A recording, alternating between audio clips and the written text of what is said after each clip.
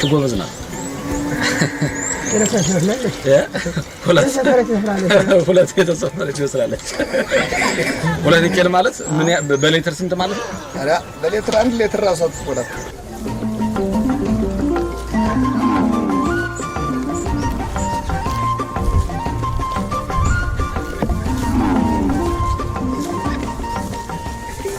ኢትዮጵያ በአፍሪካ በቀዳሚነት በዓለም ደግሞ ከመጀመሪያዎቹ ተርታ የሚሰለፍ የእንስሳት ሀብት ባለቤት ነች። ይህ ዘርፍ ለአገሪቱ ምጣኔ ሀብት ከ22 በመቶ በላይ ድርሻ ያለውና ከፍተኛ የሥራ ዕድል የሚፈጥር የኢኮኖሚ ምሰሶ ነው። ወለር ካለው ቤዳ ላሞትና ግድ ኢትዮጵያ አገር በቀል የሆኑ ብዙ አይነት የእንስሳት ዝርያዎች አሏት። ወተት የሚሰጡ የበጋይት፣ የፎገራና የቦረና የቀንድ ከብቶች በቀዳሚነት ይጠቀሳሉ። ለምግብነት ተመራጭ የሆነ ጥራት ያለው ወተት በመስጠት የሚታወቁት እነዚህ ዝርያዎች የአርብቶ አደሩ የምግብና የሀብት ምንጭ ናቸው። ወለር ካለው ቤዳ ላሞትና ግድ የእንስሳት ሀብቱ ለአርብቶ አደሩ ኢኮኖሚ የጀርባ አጥንት ከመሆኑን ባሻገር ዘላቂ የምግብ ዋስትናን ለማረጋገጥና የውጭ ምንዛሬ ለማግኘት ወሳኝ ሚና ይጫወታል።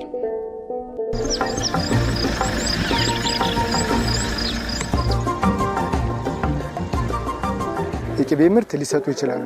3 ሊትር 4 ሊትር እነሱን ያጣብቀ ያው በቅቤ ምርት እና ለመጠጥ ለቤትህ ቆንጆ ናቸው።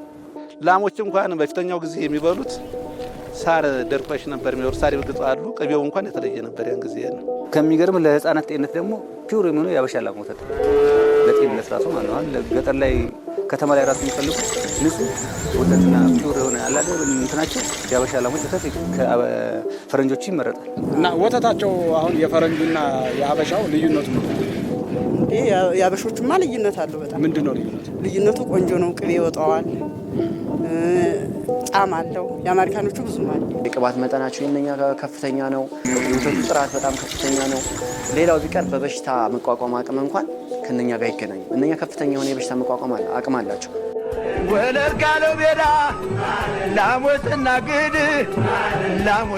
ግድ አገር በቀል የእንስሳት ዝርያዎች የአብዛኛው ማህበረሰብ የኑሮ ዋስትና መሰረት ቢሆኑም ምርታማነታቸው ዝቅተኛ በመሆኑ የአርብቶ አደሩን ኑሮ በዘላቂነት ማሻሻል አልተቻለም።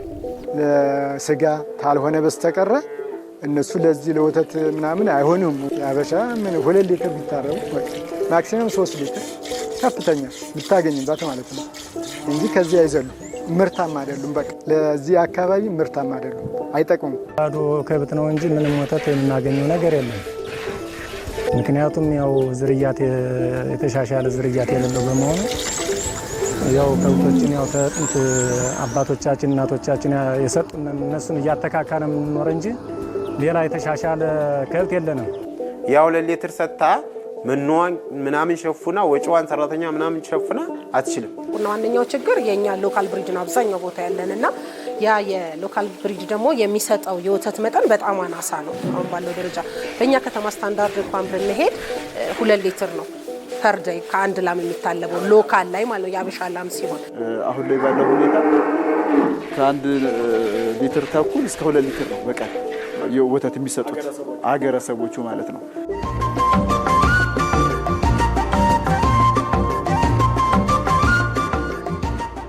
የቦረና የፎገራና የበጋይት ከብቶች የሚታወቁ ናቸው። እነዚህ ከብቶች ያው ወተታቸው በጣም እየቀነሰ በአሁኑ ሰዓት የምታገኛቸው ከ1 ተኩል እስከ 2 ሊትር ብቻ ነው የሚያመርቱ። እኛ ጋር አሁን በቀንድ ከብት ነው አንደኛ ይሆን ነው ቁጥር እንጂ ምርት የለንም ማለት የቀንድ ከብት ቁጥር ነው ያለን፣ ወተት ላይ ግን ምርት የለንም። እንስሳቱ አለን ምርታማ ማድረግ አልቻልንም። የእንስሳት ቁጥር ደግሞ ስታዩ በጣም ከፍተኛ ነው ካለን ህዝብ ዲዛይን የሚተናነስ አይደለም። የኛ ሀገር ዝርያዎች በዘረመል ማህሪያቸው የምርታማነታቸው ሁኔታ ዝቅተኛ ነው። ከዚህ አንፃር የሚገኘው ምርትም በዛኑ ልክ ፍላጎቱን ያሟላ አይደለም ማለት ነው በጥቅሉ።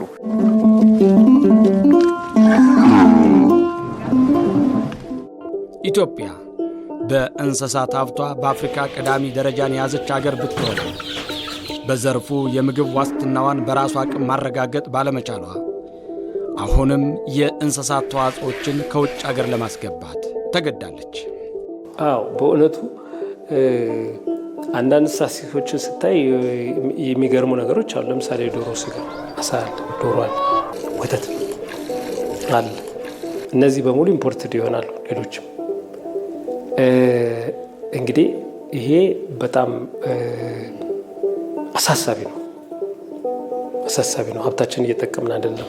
አትሊስት ዶሮ እንዴት እናስገባለን? እንዴት ወተት ለምሳሌ ኢምፖርት ያደርጋሉ ትልልቅ ካምፓኒዎች እዚህ ሀገር ወተት የሚፈልጉ። ይህ ሁሉ ወተት እያለ እዚህ ሀገር ላም እያለ ምን እያለ እንስሳ እያለ ይህ ሁሉ ባለሙያም እያለ ይህ ሁሉ ምርምርም እያለ ሁሉ ተቋም እያለ ሁሉ ጊዜ አሳሳቢ የሚነሳ ጥያቄ ነው። ኢትስ አ ቢግ ኢሹ ፎር አስ። 60 ሚሊዮን ከብት 60 ሚሊዮን የቀንድ ከብት ነው እያልኩ ያለው። በግና ፍየልን፣ ዶሮን፣ አሳማን፣ አሳን፣ ሌሎችን ይሄ ግመሉን፣ ፈረሱን፣ አህያውንና ሌሎችን ከብቶችን ሳይጨምር ማለት ነው። ይህ ሁሉ ሀብት የአጠቃቀም ችግር ሆኖብን ነው እንጂ በአጠቃቀሙ ዙሪያ ተነጋግረን ብንተማመን እና ወደ ማህበረሰቡ ቢወርድ የእንስሳት እርባታውና ከእንስሳት የምናገኛቸው ተዋጽኦዎች ብቻ እኛን መመገብ አይደለም፣ አሁን ባለው ቁጥር ሌሎችንም ሀገራት መመገብ እንችላለን። ቢያንስ ምስራቅ አፍሪካ መመገብ እንችላለን። በዓለም 5ኛ አካባቢ ነን፣ በአፍሪካ ደግሞ 1ኛ ነን። ይሄ ግን ለኢትዮጵያም ለክልሉም ለእያንዳንዱ ግለሰብም እዚህ ግባ የሚባል ጥቅም እስካሁን ከቁጥር ያለፈ የለም።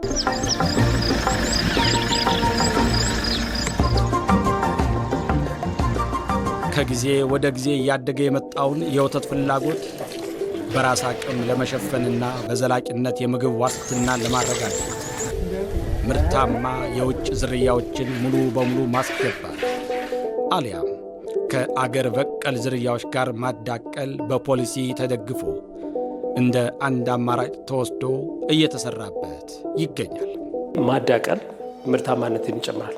ብዙ ወተት ምርት የሚሰጡ ላሞችን የእነሱን የኮርማ ዝርያዎች አብዛኛው የምናመጣው እነዛን አምጥተን በምናዳቅልበት ጊዜ የተሻለ ወተት የሚሰጡ ዲቃላዎች እናገኛለን።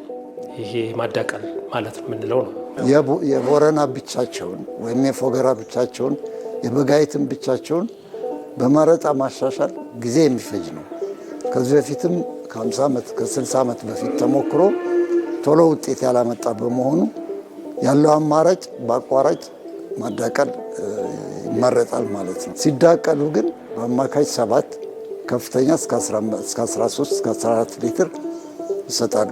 እነዚህ እንግዲህ ከውጭ ዝርያዎችን ማዳቀል ታሳቢ ተደርጎ ወደዚህ የተገባበት ሁኔታ ትልቁ የወተት ምርታማነትን ለመጨመር ታሳቢ ተደርጎ ነው። ምክንያቱም ያለውን ፍላጎት ለማሟላት ከሚል እሳቤ ማለት ነው። ስለዚህ ያለውን እያደገ የመጣውን ሕዝብ የወተት ፍላጎት ለማሟላት የማዳቀሉ ስራ መሰራት አለበት።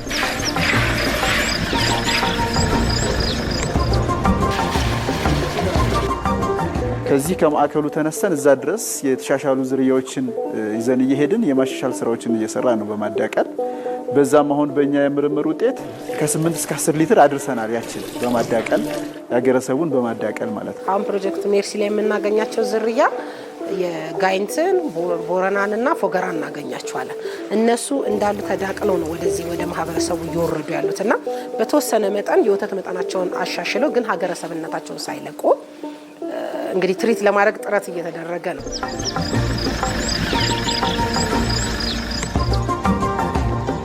ከፍተኛ ምርት ማምረት ላይ ነው የምንሰራው።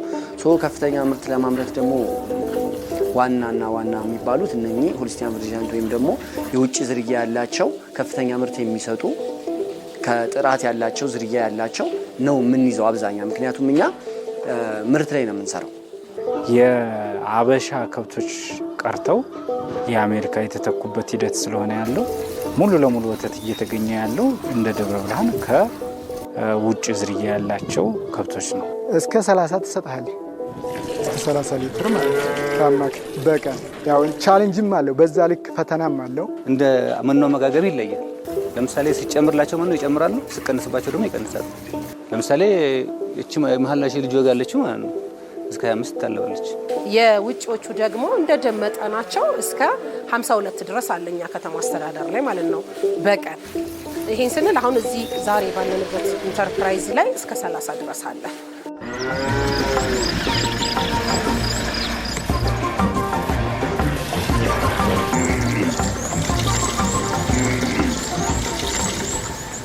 ዝርያቸው ሳይበረዝ በቀጥታ ከውጭ ወደ አገር ቤት የገቡ የላምና የዶሮ ዝርያዎች ምርታማነታቸው ላይ ጥያቄ ባይነሳ እጅግ የተጋነነው ዋጋቸው ብዙ ወጣቶች ወደ ዘርፉ ገብተው እንዳይሰሩ ከልክሏል። አሁን ላይ ያው በጣም ውድ ናቸው። በጣም ከምነግር በላይ የወተት ላም በጣም ውድ ነው። አይደለም ላሟ ትንሿ ጥጃ በጣም ውድ ነች። እስከ 350 ሺህ ትሸጣለች። በዚህ አካባቢ 250 ክበዷ እስከ 350 እየተሸጡ ነው። አዎ ካፒታል በጣም ያስፈልጋል። እኔ ያኔ በ200 ካፒታል የተነሳሁት አሁን ግን ልስራ ብል 2.3 ታሊያስኩ ቤት ምንም ቀረው እንጂ ለመስራትም እንትን አትልም። መኖ ገዝተ ላሞይ ገዝተ ቤት ሰርተ ስትለው ብዙ ነገር ስለሚፈጅ ያው ካፒታል ይጠይቃል። አሁን ስራው ማለት የፈረንጅ ላም አሁን በቃ ቱር ላም ገዛለሁ ካልኩ 300 ሺህ ብር 300 እስከ 350 ሺህ 200 አሁን ጊደር ማለት 250 ሺህ 200 ሺህ ነው ጊደር ማለት በቃ እንደው ፐርሰንቷ ቀነስ ያለ 150 ሺህ ድረስ ትገዛለህ። እርግዝና ያላቸው ማለት እርግዝና ያልያዙ ቢያንስ እስከ 150 እስከ 120 ድረስ ታገኛለህ። ይሄ አሁን በዚህ ሁኔታ ላይ አሁን አዲስ ጀማሪ ሆኜ ልግባብል ማለት ነው የራሴ ከኋላ ካፒታል ከሌለኝና ደግሞ የራሴ ተነሻሽነት ፍላጎቱ ከሌለኝ አደጋለሁ አላድግም። ምክንያቱም ጀምሬ ወደ ኋላ ልመለስ እችላለሁ።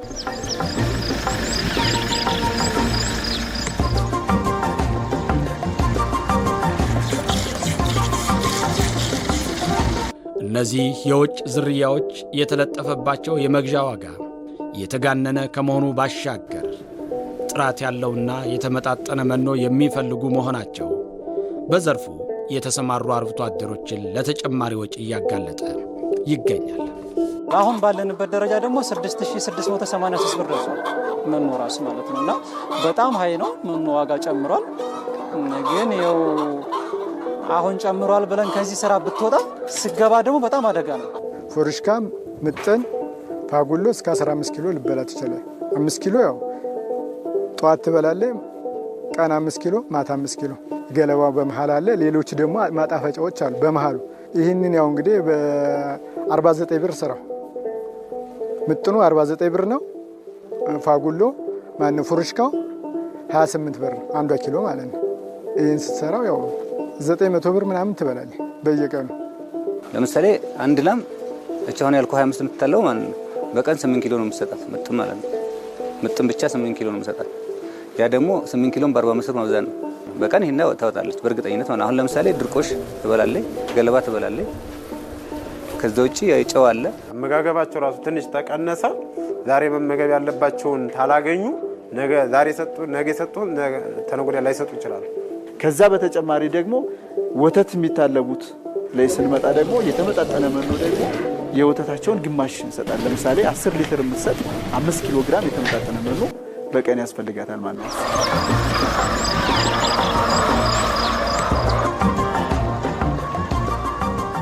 ሲጀመር እንቁላል ከጀመሩ በኋላ መኖ መቀየር በጣም ከባድ ነው። በጣም ከባድ ነው። ትንሽ የጎደለ ነገር ካለው እንቁላል ይቀንሳሉ። በጣም የበሽታ ችግር ያመጣል።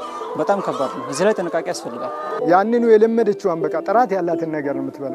ትንሽ ቢበላሽ ቁጭ ላለው እንደዛ አውጥተ መድፋት ብቻ ነው እንጂ የተበከለ ነገር እንደነኛ ትበላለህ። እንደ ሀበሻ ጥርግ አድርጋ መውሰድ አትችልም። በቃ ጥራቷን ጠብቃ ነው የምትበላ። የጀርሲ ብቻውን ወይም ደግሞ የፍሪዣን ብቻውን ብታመጣው ያለ አደጋ ይጋለጣል። በሽታ አይችሉ። ሁለተኛ ከፍተኛ መኖ ነው የሚፈልጉት እና ያ በአርሶ አደር ደረጃ ወይም በእኛ ሀገር ደረጃ እነዚህን ለመያዝ በዚህ ባለው የመኖ እጥረት አስቸጋሪ ነው የሚሆነው። እንደምታዩቸው ግዙፍ ናቸው። በሰውነታቸው ልክ ምግብ ያስፈልጋቸዋል። ምግብ ብቻ አይደለም ሆዳቸውን የሚሞላ እያንዳንዱ ንጥረ ነገሮች በተሟላ መልኩ መስጠት መቻል አለባቸው። ለምሳሌ አሁን እዚህኛ ጋር የምታዩቸው ላሞች ከ500 እስከ 700 ኪሎ ግራም የሚመዝኑ ላሞች ናቸው። እነዚህ ላሞች በአጠቃላይ የክብደታቸውን 3% ያክል መኖ እንሰጣቸዋለን ማለት ነው።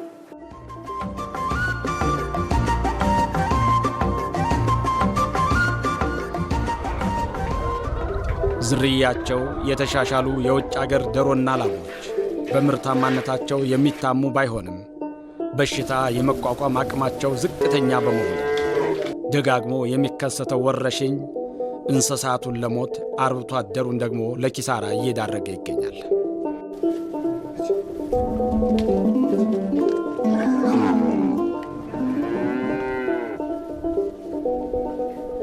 ምንም አይሆንም፣ ግን ለበሽታ በጣም ተጋላጭ ናቸው። በጣም ጥንቃቄ ያስፈልጋል። ለእጃችን አልኮል ያስፈልጋል። የእጅ ለእግር ደግሞ ኬሚካል ያስፈልጋል፣ በሽታ እንዳይገባ። የተለያዩ ወረርሽኝ ይጠቃሉ። አንደኛ ሲወልዱ በጣም ምርት ስለሚሰጡ ይጥልብሃል። ካልሽየም የሚባል በሽታ ከባድ አለ። እችኛዋ ላም እስከ 30 ሺህ ብር ነው አምና ያስወጣች።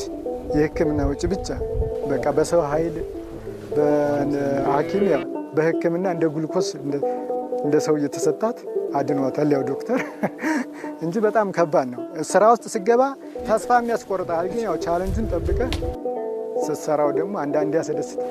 የህክምና ያው በየ15 ቀኑ ነው የሚታከሙት።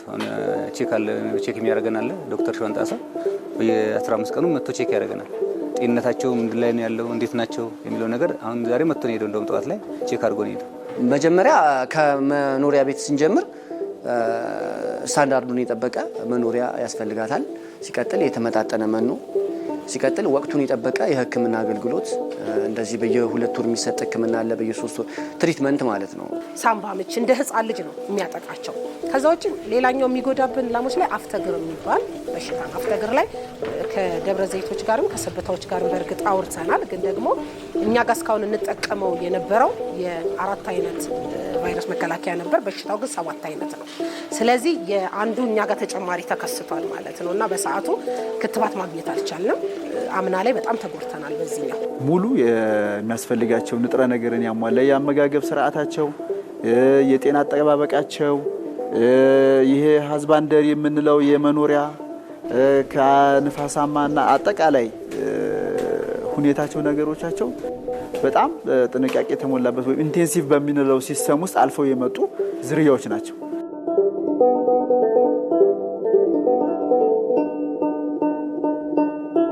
እኔ አሁን በእርግጥ አምና ላይ 250 ሺህ ገዛላ ሞታብኛለች። 250 ሺህ ገዝቼ ሞታለች። ውጪ ነው የጣልኳት። የትም ምን ታደርኳትም ነው። ከነኚህ ላሞች የተሻለች ላም ናት። የተሻለች ማለት የተሻለች የምትባል ዝርያ ነች እና እሷ ስትሞት በቃ የሆነ ውስጥ የምትጎዳው ነገር አለ። በአንድ ጊዜ 250 ሺህ ስታጣ ወደ ታይ ሄዳለች። ወደፊት መቀደም ወደ ኋላ ትመለሳለች። ያ ሁሉ አለ። ከዛ ውጪ ደግሞ ቢያንስ ወደ ጥጆች ራሱ ወደ 3 ጥጆች ምናምን ሞተውብኛል። እንደዚህ ማለት ነው። እነዚህ የበሽታ ክስተቶች ሲመጡ መድኃኒቶች እናመጣለን ከደብረ ዘይት። ያ መድኃኒት የሚመጣው ከየት ነው? ከዚሁ ከኢትዮጵያ ውስጥ ከሚገኙ እጽዋቶች ላይ እየተቀመመ ነው ለዶሮዎች ክትባት የሚሰጠው። የሀበሻ ዶሮ ደግሞ ያንን ተቀሞ የሚመጣውን እጽዋት ውጭ ላይ ያገኘዋል። ያን በሚያገኝበት ውስጡ ላይ ስላለ በሽታ የመፈጠር ችግሩ ጠባብ ነው። በዛ ምክንያት እነዚህ ደግሞ ውስጥ ለብቻ ነው፣ ወደ ውጭ ይወጡ። ያን የተመጣጠነ ምግብ ብቻ ነው የሚጠቀሙት። ለበሽታ ተጋላጭ የሚሆኑበት ምክንያት ያ ነገር ነው። የሆነ ቁጥጥር ህክምና በጣም ያስፈልጋቸዋል። ያው እንደ ማንኛውም ማለት ነው። እንክብካቤያቸው በጣም ነው። ቢያንስ አንድ ቀን አንድ ላም ተታመመች ቶሎ ህክምና ካልሰጣት ወደ ሌላ ነገር ነው የሚሄደው። ያ ደግሞ ያው ኪሳራ ያመጣብሃል። አክሳሪ የሚሆነው ምንድነው? አንድ ላም 280 300 ሺህ ብር ድረስ ተገዝታ በጥሩ ይዞታ ካልተያዘች፣ በጥሩ ማኔጅመንት ካልተያዘች፣ ጤናዋ ተጠብቆ ጥሩ ምርት መስጠት ካልቻለች ከኪሳራም ኪሳራ ነው። ስለዚህ ይሄ የተሻሻለ ዝርያ የተሻሻለ ማኔጅመንት ያስፈልገዋል። የተሻሻለ ማኔጅመንት ማለት የተሻሻለ መኖ፣ የተሻሻለ ጤና አያያዝ፣ የተሻሻለ የቤትና አጠቃላይ ሁኔታዎችን በመያዝ እነሱን አርሶ አደሮቻችንን እኛ በተለያዩ ስልጠናዎችን በመስጠት እዚህ በማምጣት ስላያያዝ የተለያዩ የቴክኖሎጂ ማስረጫ መንገዶችን በመጠቀም ነው የኛ የምንሰራባቸው መንደሮች ላይ እንግዲህ እየሰራን ያለ ነው።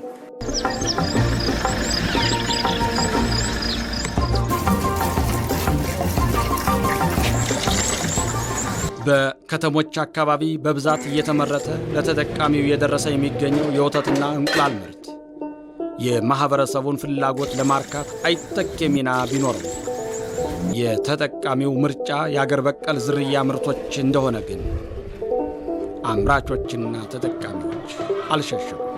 በይበልጥ እኛ አሁን እንደ ሳይንስ ይሄ አለው የሚለውን ነገር ባይገባንም ግን ከጣዕም አንጻር ያበሻው በጣም ተወዳጅነት አለው። እንቁላሉ ላይም ቢሆን ስጋውም ላይም ቢሆን የዶሮ ስጋው ላይ ወተቱም ላይ ቢሆን ያው ከኑሮ ውድነቱ ጋር ከምናምኑ ጋር እየተያያዘ ሁለተኛ ዝርያቸው እየጠፋ ከመምጣቱ ካልሆነ በስተቀር ሰው ፈቅዶ ወዶ የሚጠቀመው ያበሻን ነው ያበሻው ነው። ግን አንደኛ ዋጋው ይጨምራል ሰው ስለሚፈልገው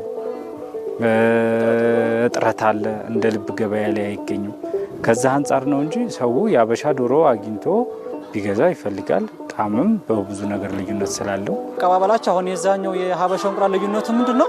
ቅጠላ ቅጠል ይጠቀማሉ የሀበሻ እንቁላል። ያን ሲጠቀሙ ደግሞ አስኳሉ ቢጫ ይሆናል እና ጣዕሙ ደግሞ ይጣፍጣል የሀበሻ እንቁላል ማለት ነው። በርግጥ እንቁላሉ ብቻ አይደለም ሀበሻ፣ ዶሮዎቹ ራሳቸው ይጣፍጣሉ። ስጋቸው ይለያያል የሀበሻና የፈረንጅ ዶሮ ማለት ነው። በዚህ ላይ ስናየው እንግዲህ እነዚህ አሁን የሆላንድ ዝርያዎች የወተት ዝርያዎች ናቸው። መጀመሪያ የሰሯቸው ለወተት ምርት ብቻ ነው ብለው የሰሯቸው። ያ ማለት ምንድነው? የወተት ውፍረቱ ምናልባትም ቅቤ ብፈልግ ከነዚህ ላይ ታገኝ ትችላለህ፣ ወይም ቅባት የምንለው ወፍራም ነው ወተት ላጠብቅ ትችላለህ። ከነዚህ ከዝርያው ባህሪ የወተት ምርቱን ብቻ እንዲጨምር ስላደረጉት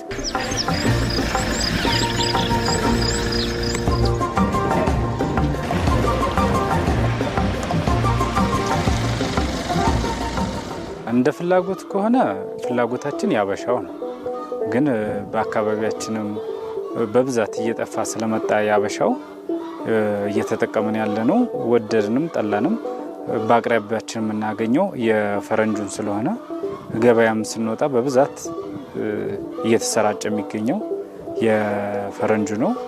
የፈረንጁን ነው እንትን የምንለው የምንጠቀመው። ሁለተኛ ደግሞ ዋጋውም ልዩነት አለው። ያኛው የአበሻው ከመጥፋቱ የተነሳ የዋጋ ልዩነቱም ከፍተኛ ስለሆነ በይበልጥ እየተገደድን ያለ ነው የፈረንጁን ለመጠቀም ነው ማለት ነው። ማህበረሰቡ ፍላጎቱ የሀበሻ እንቁላል ፍላጎት አለው።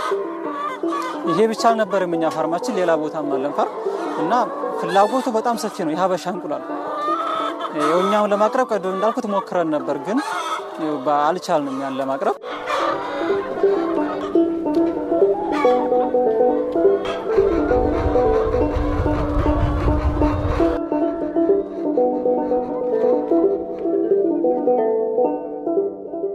ኢትዮጵያ የተለያየ ቀለም ያላቸው በርካታ አገር በቀል የዶሮና የቀንድ ከብት ዝርያዎች ቢኖራትም በራሳቸው ቀለም ምርታማነታቸውን ማሻሻል ባለመቻሉ በውጭ አገር ዝርያዎች እየተተኩ ቁጥራቸው እየተመናመነ ይገኛል። ለሀበሻ ላሞች እያጠፋን ወደ ዘመናዊ ላሞች እየቀየርን ያለ ነው። በዚህ አሁን በከተማችን ውስጥ የሀበሻ ላም እንዲህ ብሎ የሚፈርጭ ወይም ደግሞ እጁን የሚሰብ የለም፣ የሚያረባም በጋጡም የለም። ምክንያቱም ውጤት የሌላቸው ስለሆነ ወተት የሌላቸው እኛ የምንፈልገው ወተት ነው። ወተት ስለሌላቸው እነሱን እያጠፋን ያለ። አሁን የሀበሻ ላምም ጠፋ። የሀበሻ ላም አታገኝም። አሁን እንደው ብትፈልግ የሀበሻ ላም አይገኝም። ለምንድን ነው? የፈረንጅ ላም ነው ያለው። የሀበሻ ላም ዝርያው ተነቅሏል። ሁሉም ነገር የለም። የጥንቱ አልተገኝም በሙሉ። ዝርያው እየጠፋ ሄዱ። ጥሬውን የፎገራ ዝርያ የሚባል ፎገራ ላይ የለም። ለቀጣው ልጆቻችን የኛ ልጆች ወተት እንዴት ያለ የሚሉበት ደረጃ ይደርሳል ብለን ነው እየሰጋን ያለን እና በጣም አሁን ወተት ላይ ገበያ የምናወጣበት መንገድ የለም። ዝርያው ከጠፋ ወደፊት ምናልባት በሽታ የማይቋቋሙ ከብቶች፣ መኖ በብዛት የሚመገቡ ከብቶች፣ ለሀገራችን ተመጣጣኝ ያልሆኑ ከብቶች ሊፈጠሩ ይችላሉ።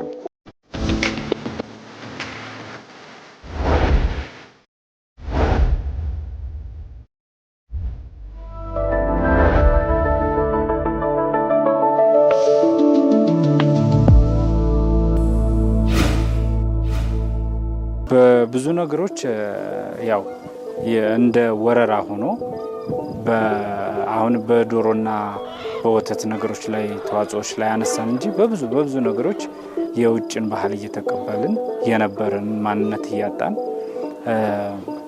ብዙ ነገሮችን የኛ የምንላቸው ጥሩ ነገሮችን እየተውናቸው ነው ያለን።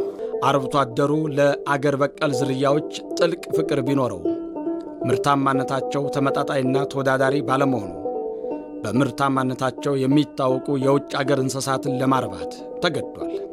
አሁን ለምሳሌ አንዳንድ ፋርሙ ላይ ስናይ ማለት ነው እስከ 50 ሊትር የሚታለቡ የሀበሻ ላሞች፣ የፈረንጅ ላሞች አሉ። ከዛ አንጻር ስታይ ደግሞ የሀበሻ ላም ደግሞ ቢያንስ 4፣ 3፣ 5 ከዚህ በላይ አታልፍም። ከዛ አንጻር ነው ሰው ወደዚህኛው ወደ እነኛ ያደላው እንጂ የሀበሻ ላሞቹን ይሄናል አገራችን ውስጥ ያሉ ላሞችን ለመጥላት አይደለም ታስቦ አይደለም። እሱ በጣም የሚሰማ ነገር ነው። እነኛ ዝርያቸው ሲጠፋ እውነትም ወደ ገጠሩም ስታይ ብዙ አታያቸውም።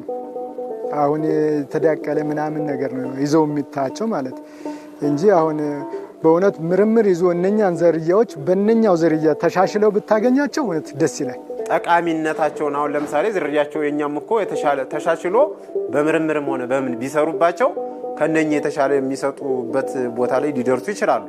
ያን ደግሞ እንግዲህ እስካሁን ያው ካለው አንፃር ስላልተሰራበት ሊሆን ይችላል ብዬ አምናለሁ።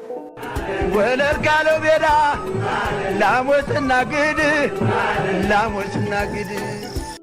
ዘላቂና አስተማማኝ የእንስሳት ሀብት ልማትን ለማረጋገጥ በራሱ ተፈጥሮና ማንነት ላይ የተገነባ ሊሆን ይገባል።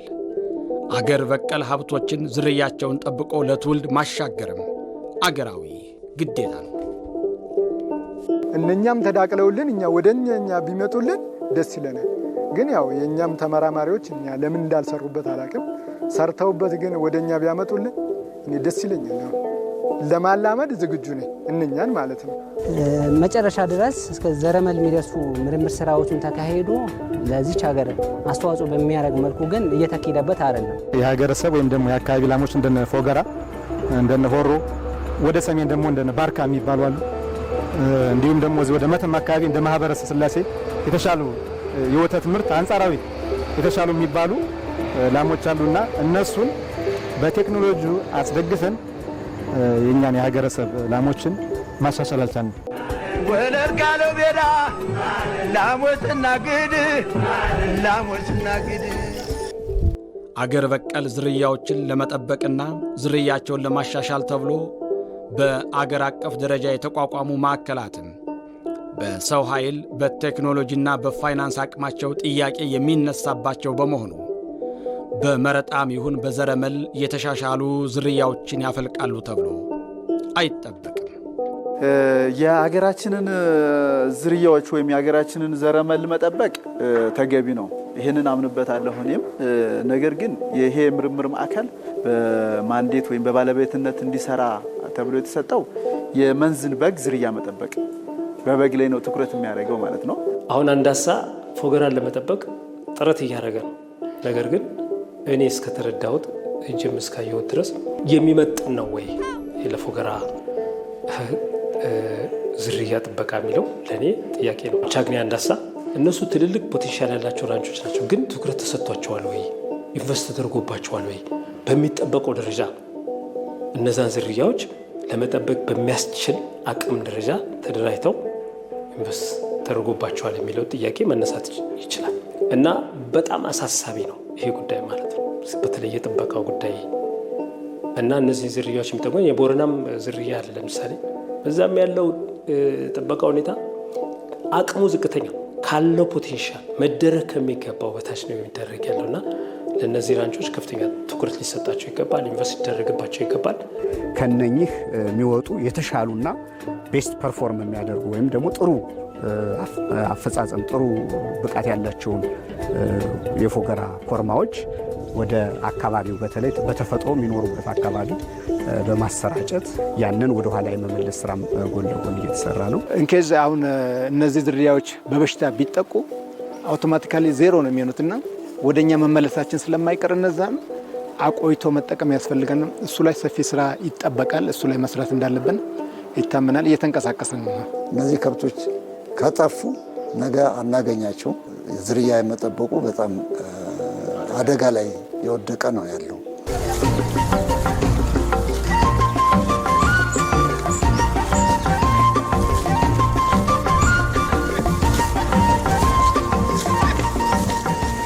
አገራዊ የእንስሳት ሀብት ልማትን ለማረጋገጥና ዘላቂ የምግብ ዋስትናን በራስ አቅም ለማረጋገጥ የአገሪቱን የአየር ንብረት ባህሪ የተላመዱ አገር በቀል ዝርያዎችን አገረኛ ማንነታቸውን ሳይለቁ ምርታማ ሊያደርግ የሚችል በፖሊሲ የተደገፈ ሁነኛ ተቋም መገንባት ቀዳሚው ተግባር ነው። ምንም ይሁን ምንም እኔ በስሜን ነው የምጠራው፣ በሌላ ሰው ስም አልጠራም፣ አያምርብኝም። ስለዚህ የአበሾችን አሻሽለን ባህላችንንም ሳይበረስ ይዘን ብንጓዝ ከምንም በላይ ደስ ይላል። በእነዚህ በውጭ ሀገር ዲቃላ ላሞች በሙሉ ለውጠንና ወተት አዛት ሳምቢሽን እሱ አይቻልም። ያሉን ከብቶች ማሻሻል፣ ዝርያ መረጣ ማካሄድ፣ ያው ገበሬው ዝርያ መረጣ ማካሄድ የራሳችንን የተመረጡ አሻሽለን መርጠናቸው እነሱን ወደ ገበሬው የማድረሱ ነገር የተሻለ መንገድ ነው። ቤዚክ የሆኑ መሰረታዊ የሆኑ ኢንቨስትመንቶች በእንስሳት ዘርፉ ላይ ሊያደርግ ይገባል የሚል እይታ ነው ያለኝ። በተለይም በተቋማቶቹም ላይ ኢንቨስት ማድረግ ይኖርበታል። ከፍተኛ ኢንቨስትመንት የሚጠይቅ ጉዳይ ነው። በዘላቂነት መፍትሄ ሊሰጠው የሚገባው የዘላቂ ልማት ጉዳይ ነው ብዬ አስባለሁ። የመረጣ ስራና ይሄ ስትራቴጂ የዝርያ ማሻሻል ስትራቴጂ የታወቀ ስትራቴጂ ነው። በመረጣ ዝርያ ማሻሻል ረጅም ዓመት ይፈጃል እንጂ ይህንን ወደዛ ማምጣት የሚቻልበት ሁኔታ ይኖራል የሚለውን ነው የምወስደው።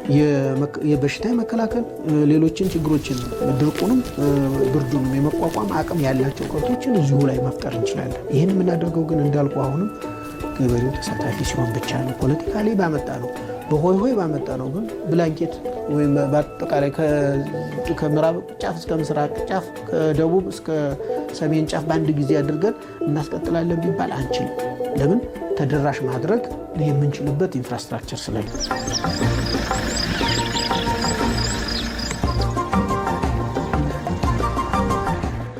በተቻለ አቅም ሎካሉንም እየጠበቅን ግን ደግሞ ሰው ከለፋ ይቀር ለውጤት ነውና ሎካሎችንም ክሮሶችንም ይዘው እንዲሰራ ነው ሰው የምናበረታታው። ግን ውጤት ለሌለው ነገር ቀንድ ቆጠራ እንዳይሆን ከብዛት ጥራት ወደሚለው እናተኩራለን። የእውነት እኔ ሪኮመንድ የማደርገው የማስበው እንደዚህ የውጭ ዝርያዎች ከተሞችን መሰረት አድርገን ትልልቅ ፋብሪካዎች አሁን የወተት ምርት ላይ የተሳተፉ ትልልቅ ካምፓኒዎች አሉ። እነሱ ላይ ትኩረት አድርጎ የወተት ዲማንዳችን ለማሟላት መጣር፣ ጎን ለጎን ደግሞ የዝርያ ባለሙያዎች የተለያዩ አካላት ደግሞ እነዛን ቀለሞቻችንን የውጭ የሀገር ውስጥ ዝርያዎቻችንን ደግሞ ጠብቀን የማሻሻል ስራ ደግሞ መስራት መቻል አለብን ብዬ አስባለሁ። ጎን ለጎን መስራት አለብን። ዝርያዎቻችን መጠበቅ አለብን። ዝም ብሎ መጠበቅን ብቻ ሳይሆን እያሻሻል አርሶ አደሩን ተጠቃሚ ማድረግ አለብን። ግን ከተማና ከተማ ዙሪያዎች ላይ እነዚህን የማዳቀል ስራዎችን እየሰራን የወተት ሀብቱን ማሻሻል አለብን። ስቲል የዱቄት ወተት ኢምፖርት እያደረግን ነው። ያን ማስቀረት መቻል አለብን። እንደው ኤክስፖርት ማድረጉን ቢቀር የዝርያ ከጠፋ ብዙ ነገር ነው የሚበላሸው እና ዝርያቸው የመጠበቁ በአንድ በኩል እየተካሄደ በማዳቀል ደግሞ ወተቱን ከፍ ማድረግ መቻል ነው ያለው አማራጭ በአሁኑ ጊዜ። በዛ ደረጃ ለእንስሳት መሬት ያስፈልጋል። እንስሳትን እናርባ አካል እናልማ አካል መሬት ያስፈልገናል። ስለዚህ እንስሳቶቹ የተሻለ ከሌላው የተሻለ ምርታማ የሚሆኑበት ውጤታማ የሚሆኑበት ከሆነ የእንስሳት መሬት መሆን አለበት። ሌላውም እንደዛው ውጤታማ የሚሆንበት ደን ውጤታማ የሚሆንበት ደን መሆን አለበት እንጂ ዝም ብለን በዘልማድ እንስሳቶችን እርሻ ጥግ ላይ እያሰርን የምናመጣው ለውጥ የለም። ውጤታማ እንስሳት በሆነበት ቦታ ላይ ግልጽ ነው፣ ብዙ ጥናቶች የሚያሳያሉ። እንስሳት ብቻ ውጤታማ የሚሆኑበት ቦታ ላይ እንስሳት ብቻ፣ ያ መሬት ለእንስሳ መሆን አለበት በጣም ውጤታማ ስለሆነ ያ። ስለዚህ በውጤታማነት መመዘን አለበት የምንሰጠው ሀብት። ሪሶርስ አሎኬሽን በውጤታማነት መሆን አለበት። በጀትም እንደዛው በውጤታማነት መሆን አለበት። ስለዚህ በውጤታማነት የማይለካ የሪሶርስ አሎኬሽን ለአንድ የሚሆን ወተር በዛ ደረጃ ስንሄድ ሪሶርስ አሎኬሽናችን ተሳሳተ ይሆናል ማለት ነው።